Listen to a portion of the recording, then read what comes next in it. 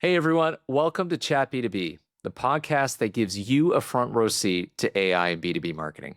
I'm your host, Andrew Rao, co-CEO of Intercept. Today's guest is Jonna Bell. She's the Global Director of Commercial Channel Marketing at Qualcomm. She's led marketing for some of the world's biggest technology companies like Microsoft and consumer brands like L'Oreal. In our conversation, Jonna explains the biggest execution barriers in partner ecosystems, how AI can speed campaign launches from weeks to days, and her vision for a high-performing partner network that operates with consumer-grade ease. This is Chat B2B. Let's get into it.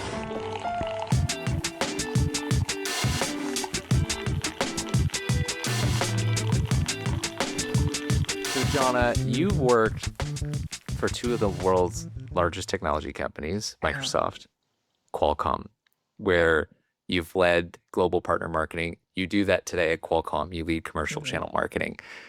And then another fun fact about you, you've also worked in with L'Oreal and worked with luxury brand partners with cosmetic distribution. So you've seen partners in more context than most people. So when you think about that, what are the top barriers that you see when you try and activate partners at scale, and it could Yeah. be across a region or globally? Yeah. What are the challenges that you see? One of the first things that I think always comes to mind when I look at the ecosystem or the engines that are within that ecosystem is we have too many fragmented processes because Mm, it's too easy for things to get siloed. It's too easy for things to be, you know, to not be looking left, right, up, down, know agreed. all of the different ways stuff is going to get used. So I think that's like one of the biggest things in there. We've got bandwidth and expertise issues. Hmm. In Yep. my world, I'm doing everything from like an SMB reseller lacks a dedicated marketing team to execute complex campaigns that get handed over to them. Large resellers who might have the expertise are then spread thin across any number of accounts. So, what do they focus on in their day to day? We've got trust and engagement gaps. Yep. Like, is Yep. my campaign going to be prioritized? Uh, if there's low ROI, who's responsible for that low ROI? Was it not built correctly? Was it not implemented correctly? Right? Right. All of that. That comes from having misaligned materials. We've got content that might have been created for like a global or direct sales and marketing ecosystem. It's not adapted to how the partner actually runs their business model or those even like regional and local market nuances. Yep. Um, I could keep going. you know? I think, like you mentioned, I mean, I spent kind of the early part of my career in cosmetics, and now I'm in tech. And I Yeah. think in both of those areas, you have to understand the distribution layers. You've got to Yep. understand that success is depends on reducing those execution friction areas. And it's not, let's just create more assets. That's Yeah. not the win there. Agreed. You know, I could go on. There's many barriers, I know. And I mean, for those two, I mean, many people in tech will get this, but you know, I look at Microsoft. I mean, it's public that 95% or more of commercial revenue flows through partner, right? So it's Mhm. like partners is this big deal. And like you said, I find the maturity of like the marketing capability, marketing maturity is just all over the map, right? Like you had Mhm. said. I mean, Yeah. how, that's the key challenge, right? How do you build something that's going to be relevant for everybody when everybody's at like different stages and different Yeah. niches and like, Yeah. you Yeah. know? And I think it's also like what I have found as I'm building out teams is I'm constantly asking that question of it's not just enough in this ecosystem to know high performant marketing, but you also have to be a systems thinker. And Mm, you need to that's a great point. understand modularity and design. You need to understand efficiencies and funding when you're doing tailoring of things, and you have to be kind of the Uber puzzle builder, Yeah. right? And the kind of maestro of that. How do you make partners care about your campaign? Like you said, because every vendor I feel like is Like you talk to Yeah. partners, they're like, I'm overwhelmed. Everybody wants Right. something from me. And Right. I don't know, like how do you stand out Yeah. when they're being courted, you know what I mean? From Yeah. all of the competition. Yeah. In my experience, there's two very simple and straightforward ways to do that. One is just hyper focus on the relationship. Yep. Like if you've got the relationship, if you've got an ongoing open communications channel, um, that trumps money, Yep. right? Like we can dump money in all day long, but if you don't have a relationship with that partner, or that vendor, that supplier, or whatever, you're not going anywhere. And then I have always pushed my teams to build with efficiency and build in a way that when it gets handed over to the partner, it's already in a form that they can accept and Love that. quickly implement, right? Yep. And I tell a story a lot to my team of like, a Friday at 4 p.m. conversation with a graphic designer of a major partner in the US. Mm. She wants to go home. I jump on the call with her because we're trying to crack open some challenge they're having around placement. And I'm like, look, I'm just going to throw you an image. Let's put it in. She grabs it. She's like, I called you guys because you always have the right file. You've always got Mm. the right size. Your your assets are always modular. You've thought about my color scheme, and and you've already gone through all the approvals with us, so I know I don't have to jump through a bunch of hoops to put this in. She's like, you are the de facto. If I have an open slot and I have no time to kill, I slide you guys in, right? So Amazing. it's that relationship, but then it's also knowing how is that partner going to receive everything and implement everything and delivering it to them already done. So It's funny because as much as we'll get into the whole AI piece, but being brilliant at the basics goes a long way. yep. And a lot of people, you know, aren't focused Yep. there. Yep. Um, but okay, so talking then about AI and Hmm. lots of discussion around how AI is changing everything in marketing. Hmm. Where do you see AI making the biggest impact or difference in partner marketing right Yeah. now? Yeah. For me, AI is kind of a bit of my co-pilot, and not to use, the Microsoft co-pilot, but the co-pilot, it's my Yeah. partner in crime, so to speak. Um, it is the sounding board that I use to test things against Yep. hunches, hypotheses, do a little bit of research, etc. All the way down from, I got to write some really good headlines to what do I think about standing up an emerging market? Hmm. Let's talk about that. Who am I going in there with?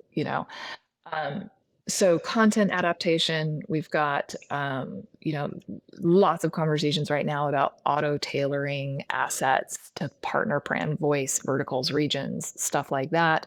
Yep. Love that. We've got campaign simplification, turning those multi-step technical campaign guides, easy partner-ready execution kits. I have an amazing sales enablement team that I get to work with, and getting that product info into the right hands, making sure it's role-based, Mm. those talking points, et cetera. And then, of course, if you flip over into the world of like MarTech, et cetera, insights, recommendations, tailoring efficiencies in a media buy, analyzing the CRM, um, all of that stuff. But as you and I both know, AI is like garbage in, garbage out, right? Yep. And Yep. so I still stand by this like underlying framework that it's a systems approach and to Yep. build with modularity. And then you've now got systems thinking, you've got modularity, you lay AI over top of that, and then you're really removing the friction. Like across the entire engine, from the funding, from the MDF to production, delivery, everything's just more efficient and more performant. I love that because I think that there is a lot of friction when it comes to partner marketing. Even just think about like the proof of execution, the funding Yep. claims, the compliance rules, what's in the book that I can what qualifies, right, Yep. for Yep. co-funding, all this kind of stuff. Yep. And I think about too on I think you're right. But the content adaptation piece and like through to the media execution, I think is probably the biggest impact. I wonder how the admin stuff can get offloaded. I don't Mm. think there's a perfect solution for that yet, Mm-mm. but Not yet. yeah, how we can take that Yeah. off their plates. I mean, you've heard me say this multiple times. I'm convinced that I can, like, maybe upwards of 80% of what my team and I oversee and do at a tactical level can be replaced by AI in some way, shape, or form. Everyone goes, "Ugh, ugh. Why would you say that?" And I'm like, I don't want to do those things. Yeah. I want to have larger conversations about where are we going? What are we doing? Mm, How are we going to change the game? I don't want to sit there and think about where a logo needs to go on a 98 by 120 pixel banner ad and whether it's the right stacked yeah. logo or vertical, horizontal logo to go on an email banner and whose logo should go where. Like, I mean, on any given day, we're having like logo jockeying, right? Yeah. It's just how it works in our world. Um, so yeah, that is I'm yeah. I think too that's where I think partners want the help. Mhm. They want to have the strategic conversations, but you know, you need to do the basics. The We work need to still find a needs better to be way. done. Exactly. Yeah. Like it's Yes. that balance that we've talked about before around you got to perform, but you got to innovate, and Right. You got to do both, You have to right? do both. And Yep. yeah, Yeah. we've talked a little bit about Watchtower before, Yep. and AI powered research and some of the things that we're doing, and so for everyone else tuning in, so Watchtower is an AI powered research platform. It looks at like online conversations and then runs statistical research and think about it as like modern day ethnography, but more of a quant than a qualitative thing. Mhm. But the so we use Watchtower, looked at commercial channel partners and their conversations related to vendor campaigns. Mhm. And we looked at conversations related to challenges with vendor campaigns. And the number one thing that came back was finding relevant content. And so we looked at with something called entities within the platform. It's like, well, what are the related conversations? And one of them, Yeah. well, they were all kind of centered around either the quality wasn't what they wanted, so low quality, Yeah. or it Yeah. was too vendor specific. Yeah. And first, I mean, what's your take? What's your reaction to that? It's a totally fair critique. Yeah. Yeah, I'm not surprised. I mean, it just goes back to my example I gave earlier about the designer who's like, at the tip of the spear, like the very last yeah, person, yeah, who touches the things and is responsible for implementing them. And her comment about um, just the fact that she gets the right file type from yeah, us yeah, is to your point, do the basic things right. But on any given day, in my world, we're looking at uh, 7 regions, 24 countries. We're looking at 150 partners that all have to be able to receive something, right? yeah, yep, And they're behind the gun and have to put it into action. And we also, when we're back, currently I exist in an ingredient brand. And then, when I was at Microsoft, I was the brand that was getting sold. right, And when you're on this side and not on the side of the actual channel partner, the CDWs, the insights, the TD Synixes, right? You're receiving assets from these suppliers and they're we tend to be, very brand control. You have to have my logo this way. You have to have our colors. You have to have this photography, whatever. And we're not really thinking about the reality of partner conversion. mm, Um, We also, I think, a lot of suppliers and vendors run into the issue that they're producing for like one partner type, not Right. understanding, we've got resellers, we've got disties, we've got long tails. What are all of the MarTech platforms that those partners use?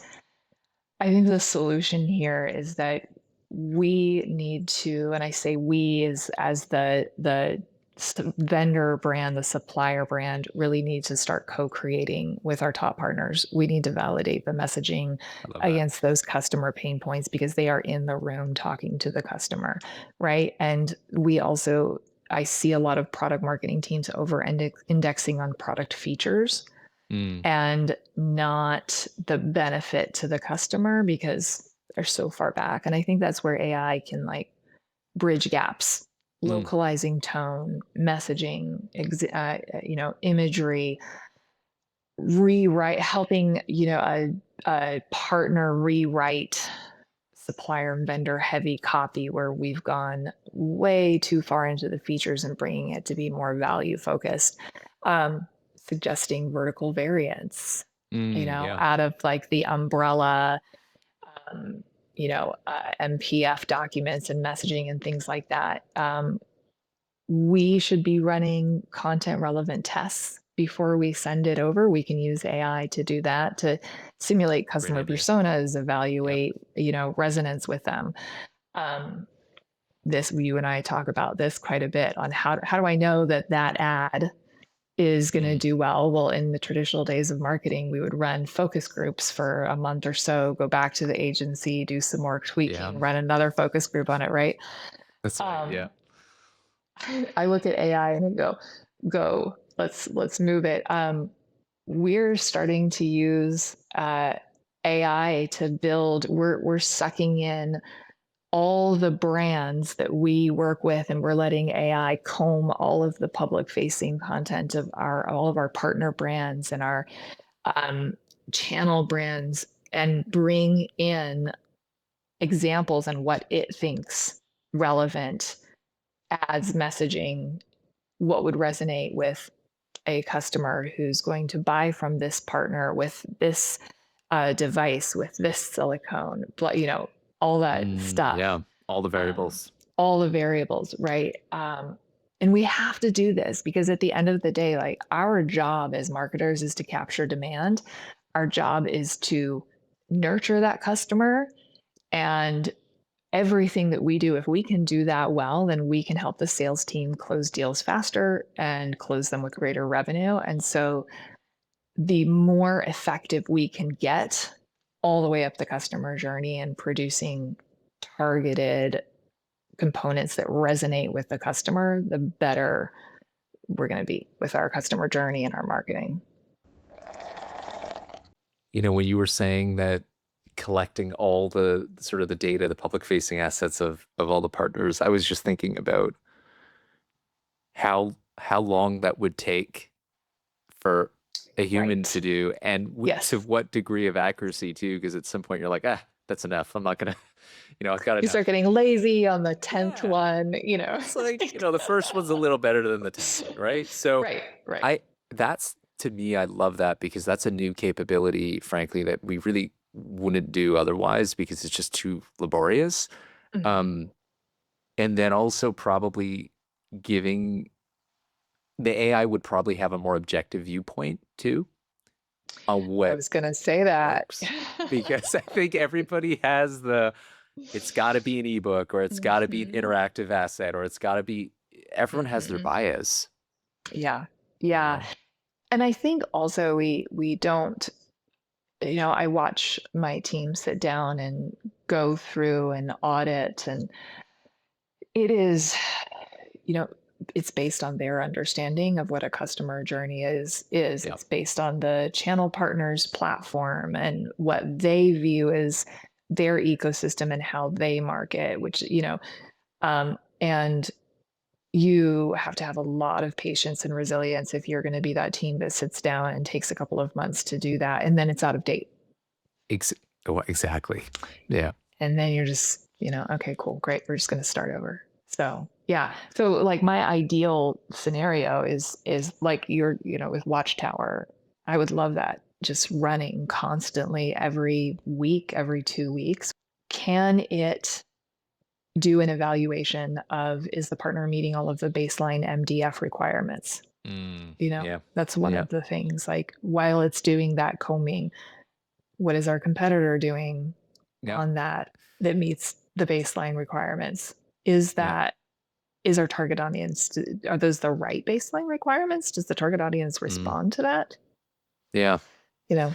Yeah. It does change the game in terms of what you can, the precision I think you're talking about of like making sure the content's right, making sure that we, pre-flight this, right? That's Mhm. going to be relevant to that audience.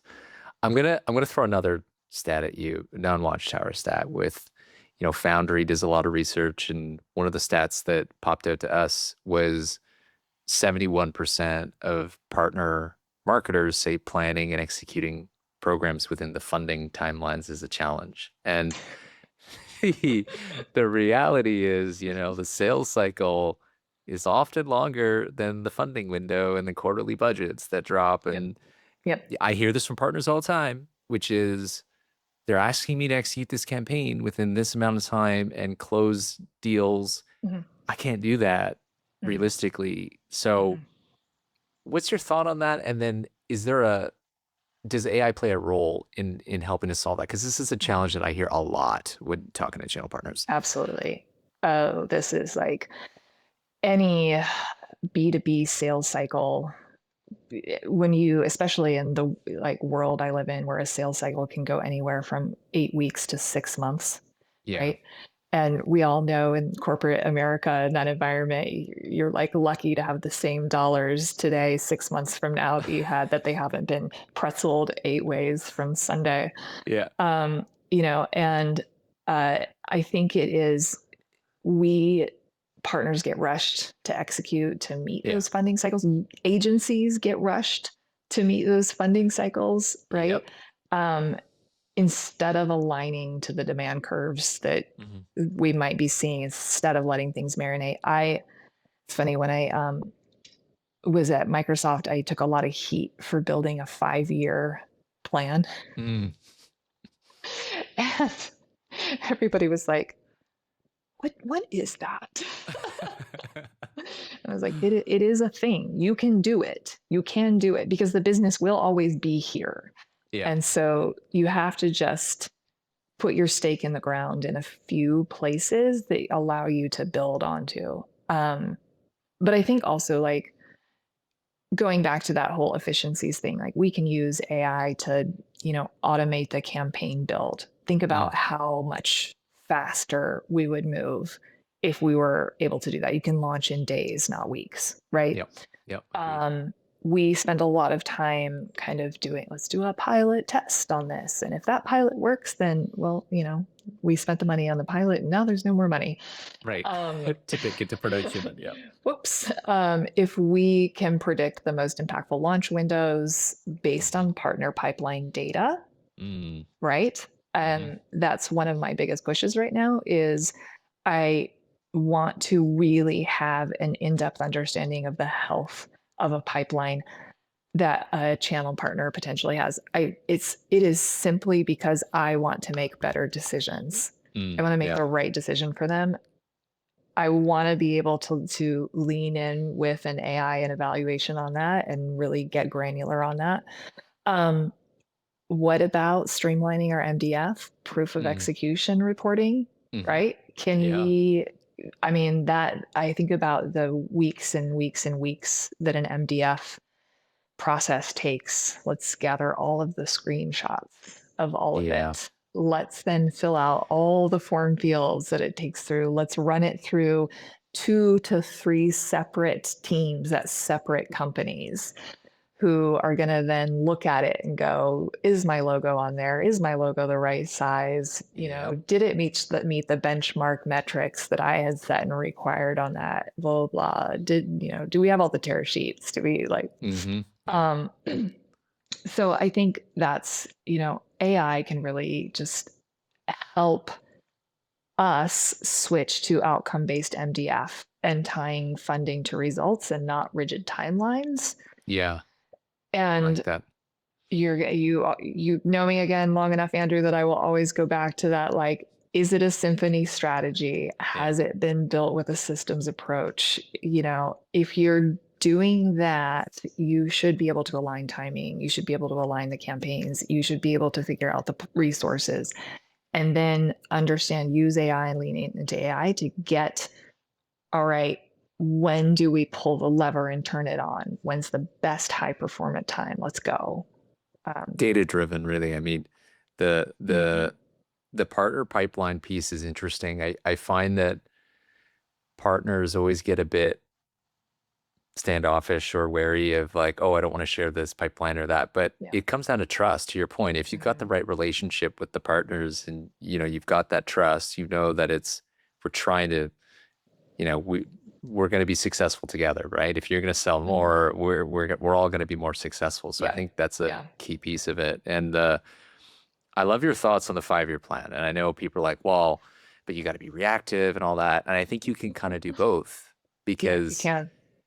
partners I hear all the time, and this is again, and I'm so it's a lot easier for me to say it from the sidelines, but partners will always say, well, we get these like programs last minute and so forth, but it's like if you actually looked on the past couple of years, it follows a very cyclical, consistent pattern. Yes. You Mhm. know that funding and programs are going to drop on these timelines. Why don't you build a plan that says like loosely, here's kind of the things that we want to do to connect everything together. And when you get the funding, then you can, take it down to a deeper level. But like there is something interesting on that long-term planning that maybe partners can, Mhm. implement. Yeah. It's true. It's Yeah. absolutely true. I mean, I think also I have a particular pain point around it because I spent the early part of my career in consumer marketing, direct to Yeah. consumer.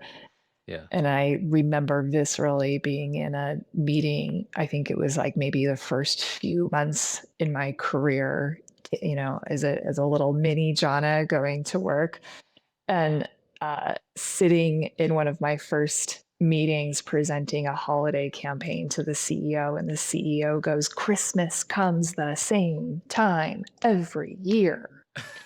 And I was like, you're right. It does. That's awesome. And it's that mindset where if you do zoom out and you start to recognize that, yeah, there's going to be the same patterns over the next five. The business is not, we're not going to wake up some morning and somebody's like, oh, we've just shuttered our entire cloud business, right? Like, or we're all going to pivot Exactly. to selling lemons, Yeah. you know. Yeah. So if you kind of stop and step and take that back, you can start to put those pillars and those frameworks in place that you just know you're going to lean on Yeah. every Yeah. time. Sounds like we need a Jonna framework and circulating that out to the partners. Um, Just turn me into an AI, Andrew. It's okay. exactly. Exactly. Just We'll do a you got your licensing Jonna deal. SLM. Exactly. We'll do a licensing deal, and then it's just like, hey, we're all good. We'll get them to talk to Jonna. Um, Right.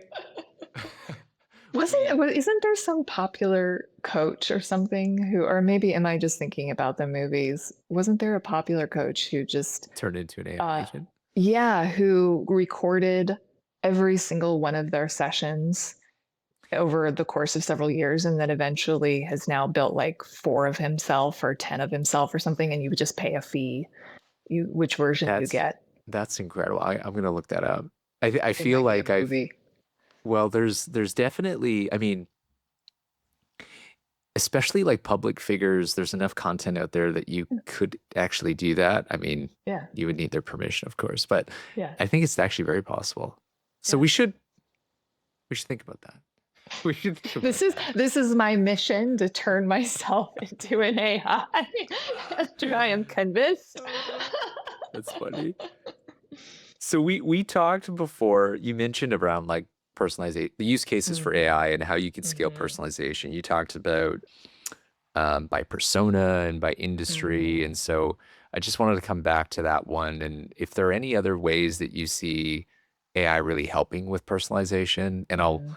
preface that with, I mean, personalization, yes, sure, is not a new concept. We've all said personalization is really important. I don't know, though, how good of a job we've done as an industry at doing personalization. So I don't know.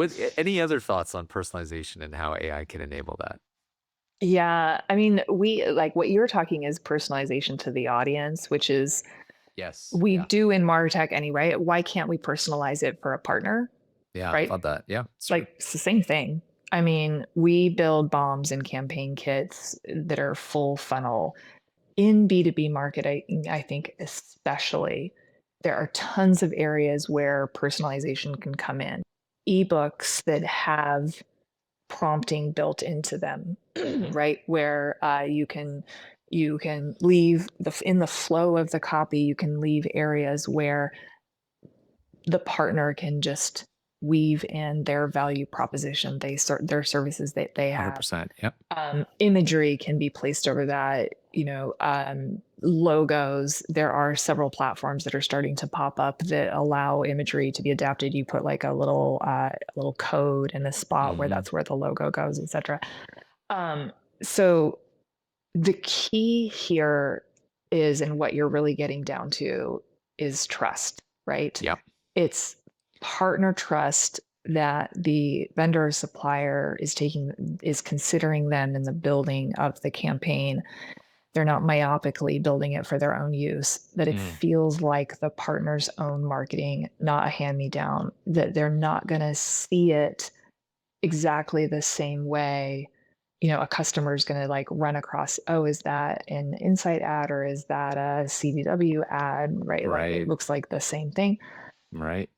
But it kind of does need to be the same thing Mm. because we don't want the customer to have this fragmented, fractured experience with the, you know, featured brand, right? It Yeah. needs to It's all true. sing together. So I think it's absolutely possible. It takes a nuanced touch to understand when tailoring is the right thing to do and when tailoring shouldn't be allowed, Mm.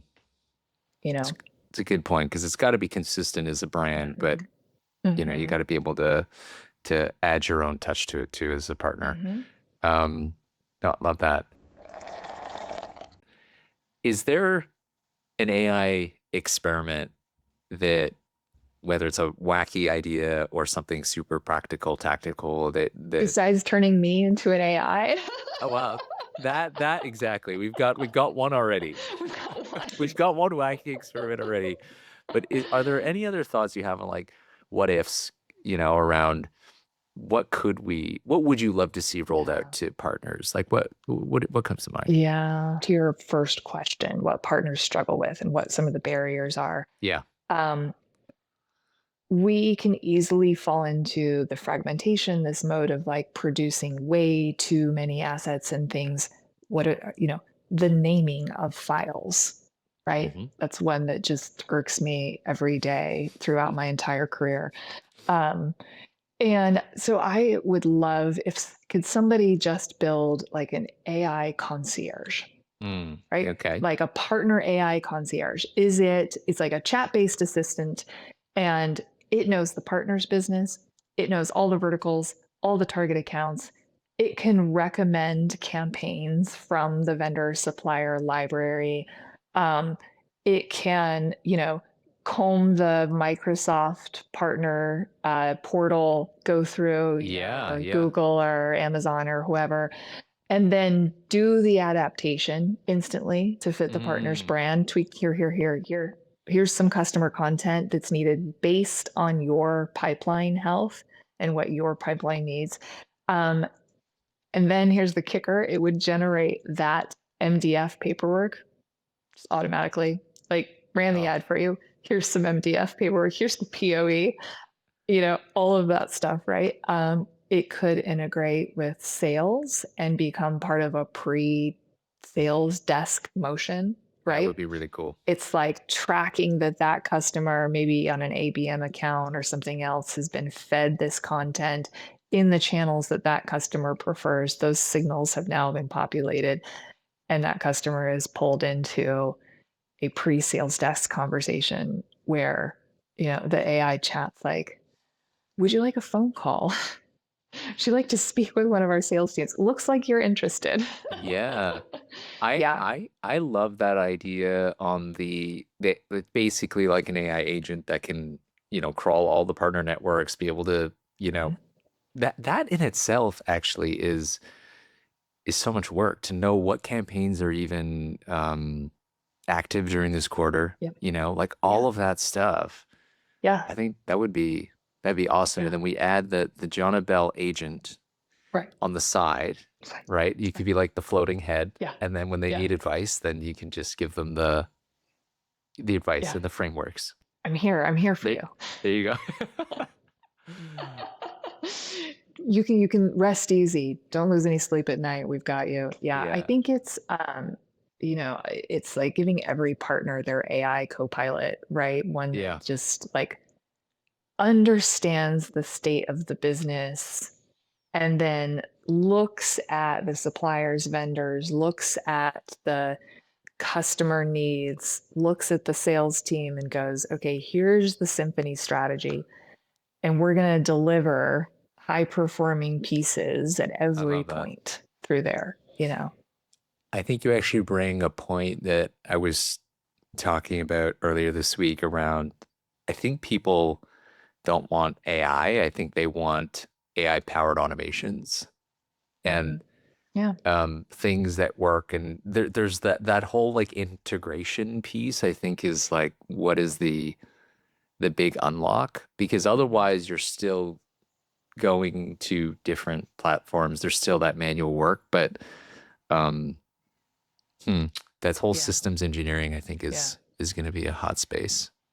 I think it's going to be, and it's, you know, um, I joke a lot about that AI replacing me. You're totally right. It is the automation stuff because it's the activities and daily machinations that are going to drag my team down. But where AI comes in is I use the example of like automation is when your car just drives you home, turning left, turning right, turning left, turning right, Hmm. right? AI is like, is the traffic heavy over here? Hmm. We should maybe think about a different way. Are the streets wet? Right. We should think about maybe slowing down or, turning on, the traction control, Yeah. that kind of thing. You know, is there a speed trap ahead? This lane has the fewest number of tickets being, caught by the cops or something, right? Yeah. Yeah. It's And the intelligence there for those, sure. it's the intelligence, and those are the things that because we can automate things all day long, but sometimes the automation just ends up creating an outcome that you're just like, it's not what I wanted because it didn't take Mm. into the context into play, right? Yeah. No, that's a great point, right? Because it's you need the intelligence to guide the automation, and it can't be Mhm, sort of separated, so they got to be brought mhm, together. mhm, Um, I love that. Now, when you think, okay, so 2 or 3 years out, so mhm. less than your 5-year plan, say 2 years out, what does a high performing partner ecosystem look like in this AI era? Something you're probably already thinking about at Mhm. Qualcomm, but what does that look like? And what do you think vendors what do they need to do differently? Think about it differently, act differently. Like, what do you think they need to do to make that a reality? One of the before I kind of answer that, one of the worries that I have right now is that we are all picking our AI agents and Mm, underlying platforms and systems and things like that according to which one is the most opportunistic that pops up right now.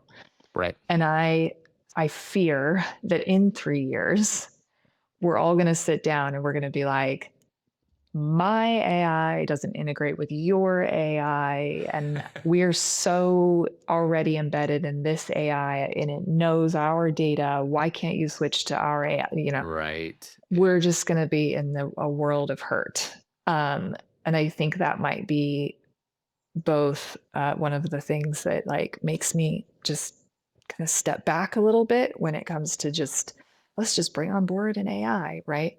I keep waiting for the Uber AI that's the one AI to rule them all kind of Yeah. conversation, right? Yeah. Um, Otherwise, we're going to have a mess on our hands. That being said, that vision, of course, that I'm alluding to is like there's AI embedded at every stage. There's content Yeah. creation, there's Yep. campaign execution, there's lead qualification, ROI measurement, MDF, performance review, and submission process, right? I want our partners to operate with just consumer grade ease in the B2B Mm, space. Can we have that? yeah. It's frictionless. Yeah. They've got access to materials, they've got instant personalization, they've got automated reporting. And all of that stuff allows my side of the house and my team to move away from being asset distributors and collateral distributors to Mm, orchestrators of partner growth. That's, mm, using AI to um, get insights and develop new innovative campaigns and approaches and things like that. And I think the best ecosystems and things will then have closed loop feedback on that, right? yeah. Between the partner and my team, because there's trust built in there. And AI is surfacing trends to both of us from the partner side about the customer data. It influences my GTM and what I, am going to build and deliver on. With speed, with the partners cycle Yeah. that they need it, right? Yeah. And so our jobs are kind of still the same though, right? Like my job is never going to change. It is always build the pipeline, Yeah. accelerate the prospects through the pipeline, connect with them in a way that makes the deal velocity accelerate, make that deal a larger deal with more revenue. And constantly, we are always trying to figure out how to correlate marketing to those key things, Yeah. right? Lining it to the outcomes, right? Aligning it always to the outcomes. And I think that's the like 3 year, 3 years from now, like, has AI helped us better align to the outcomes? I think you're I think you're bang on there. I mean, even if we can get that feedback loop to from the partner, like that's a key aspect because a Mhm. lot of the times there isn't great visibility in terms of like usage for some of the Mhm. campaigns and then also what worked, what didn't work. I love that. Yeah, I know. It's a vision Well, that we can strive for, Andrew. yeah, exactly. We'll see how I far we mean, can get. yeah, and I don't know if 3 years will be there. I think 5 is maybe we should sit down and start building a new 5 year plan. Yeah. Yeah. Yeah. Um, well, Jonna, I know you're a busy woman. Thank you so much for making time for us. I Anytime. really, really enjoy the conversation, and I think that people will have are going to take away a lot of good inspiration, jump off points that they can start to think about use cases, and even start to, I think a little bit more Mhm. strategically. We're stuck Yeah. in like the loop of getting stuff done, performance. We Yeah. do need to think about the innovation side, right? And frankly, what Yeah. you were describing in the 2, 3 years out, that sounds a lot more fun, I you know, know? doesn't it? And that's where we should get to. Yeah. So Yeah. Pretty soon it's going to be just you and I, our AIs talking to each other on a podcast. It's right, not even going to be you and I anymore. It's our AIs talking to each other. exactly. We'll build yours first. We'll get that, and Thank then you. we'll get them going. Awesome. Thanks so much, Awesome. Shauna. Absolutely.